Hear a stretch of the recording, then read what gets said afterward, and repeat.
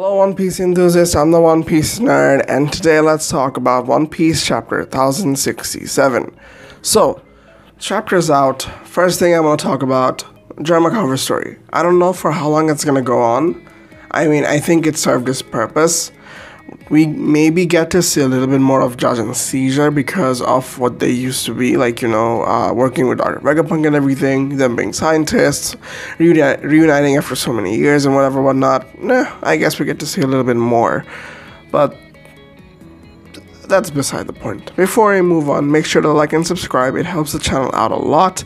We're just 4 subs away from 100. If we get there, I'm gonna make the best One Piece video you guys have ever seen, and I promise you it's gonna be great. It's gonna be great, I promise. So now that you have, let's move on. So starting off with the chapter, we basically start from where we left off with Luffy's group. Luffy, Bronny, Chopper, and Jinbei. So reveal, Vegapunk has the brain fruit. It makes a lot of sense, honestly.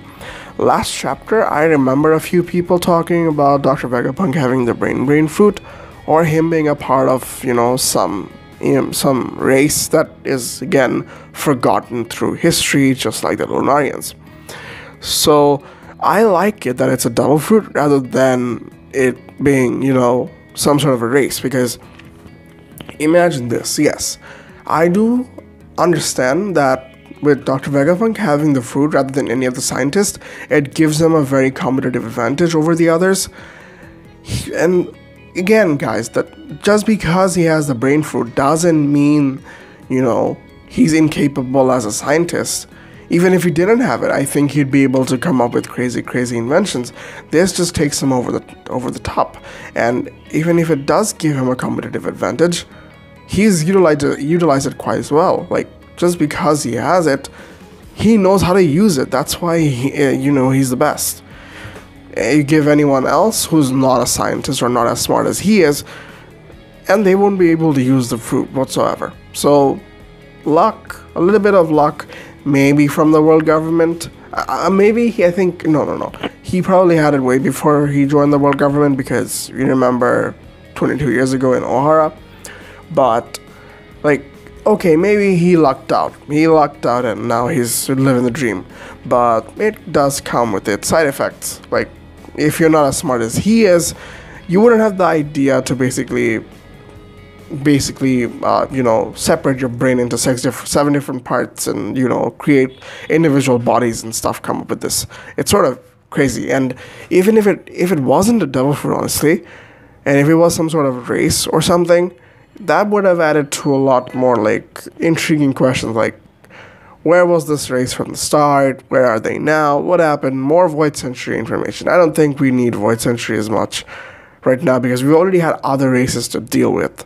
And adding on another just for the flair of it, and then you have to sort of say that, hey, if it's a lineage sort of thing, why hasn't it been done before? And whatnot. So, speaking of the brain fruit, and then we follow it up with the robot thing. That robot apparently attacked Marijoa 200 years ago.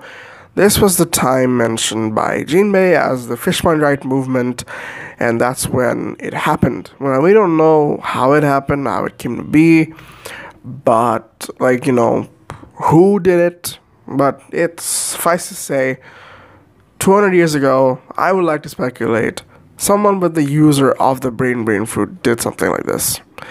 And speaking of which, if there have been previous users of the brain fruit, why haven't they done something to the point where Vegapunk did? Or was it always the world government shutting them off, just like history, just like the Void Century? History is repeating itself, but the world government's stopping it.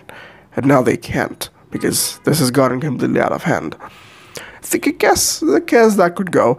And sad part is, Marijoa wasn't even damaged because the robot ran out of power. Now, it's been fooled by eternal fools or whatever eternal flame or whatever. Now, when talking about eternal flame in sort of fantasy itself, I like to believe, Phoenix, maybe Marco, but Marco's awakening is already the zone. I don't believe it is. It's either the Maramara no Mi, the Flame Flute, or Flame Fruit, my bad, or something else completely different, or the sun. If it is the sun, it would make very little sense because Marijua is not a place where the sun doesn't reach. It reaches the sun, so the robot to run it a fool because it wasn't under the sun makes no sense in Marijua. But who knows? There's a little bit more to speculate over here. I don't think my mind works that quickly. Moving on. CP0 is here. CP0 is here, Rob Lucci, Kaku, and Stussy is here to deal with Dr. Vegapunk. And, well, people figured it out. I mean Shaka and Dr. Vegapunk himself figured out that, yeah, this is it. Dr. Vegapunk tells the Straw Hat to take him with them, and Shaka tells them that they're definitely coming to fight, and we have to prepare for a battle, and whatever, whatnot. I think this is very interesting because, like, you know, we get to see a face-off. I don't really think that this is going to go off with just them saying that, hey, CP0 is here, we're going to run away, and GG. I think we're going to have a fight. And speaking of fights, whether or not will it be Luffy versus Rob Lucci or whatever or not, I don't like it. I don't like the idea of Luffy versus Rob Lucci. Let me know your thoughts down in the comments below because this is very interesting. Like, am I the only one who doesn't want them to fight? Rather, I want to see Zoro or Sanji fight against Rob Lucci. Nothing to take away against Rob Lucci. Remember, 2 years have passed. Everyone's trained, including Rob Lucci, including Kaku.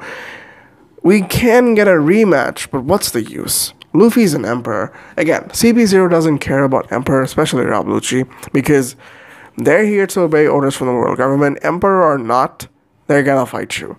So, Luffy fighting a previous enemy who might be a little bit stronger than what he was, I don't feel like it. Maybe we might get some sort of a confrontation, but I want it to be a fight against Zoro and Sanji rather than Luffy because it's sort of like a downgrade. It feels a little bit downgraded. And Rob Lucci also mentioned something about Bonnie and says that we've been looking for that pest all over and her use is done, so I think it's about to finish her off. So her use is done basically means one thing that may be coming true. Mr. Morge, a few weeks back, I still watch One Piece videos, guys, don't worry. Mr. Morge a few weeks back mentioned that Kuma was basically, you know, blackmailed into helping out the world government because there was something to do with Bonnie.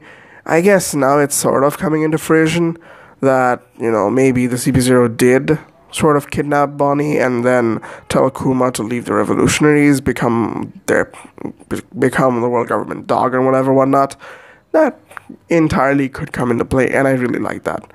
And everything's sort of moving together. And at the end of the chapter, we see Kuma. Kuma is on a rampage. That's immediately... Now, speaking of timeline, I'd like to believe this is the same time. Like, immediately when CP0 is sort of on the move.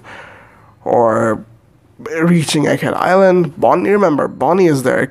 And he's running rampant. He's trying to go somewhere while Limburg is trying to fix him. And, well, it's like... So, what's the deal? Is it an order from the world government, or is it Kuma's instinct to go save Bonnie? Could be either of them, and I'm very fascinated. And Dragon, yet again, one more time, sort of like being in this frustrated state where nothing is going right for him. Like, ever since start off, like, Baltigo, when Burgess found out Baltigo and Blackbeard invaded it all, it's been going sort of downhill for the revolutionaries. Like, they've been trying to do things, they've done things, but nothing is going according to plan. And it's like, I really hate seeing Dragon in this sort of state because he was built up to be that sort of a figure who was like Shanks, you know, wanted to do good, is a good leader, and is good at whatever he's doing. I liked it, but with him seeing this frustrated, remember, Luffy has been through tough times. He's never shown as much emotion or anxiety as much as Dragon's been showing. Now, as someone with anxiety myself, I understand where Dragon's coming from, but for a leader of the revolutionaries, you don't expect a leader like that to fall down so quick. like reacting so fast.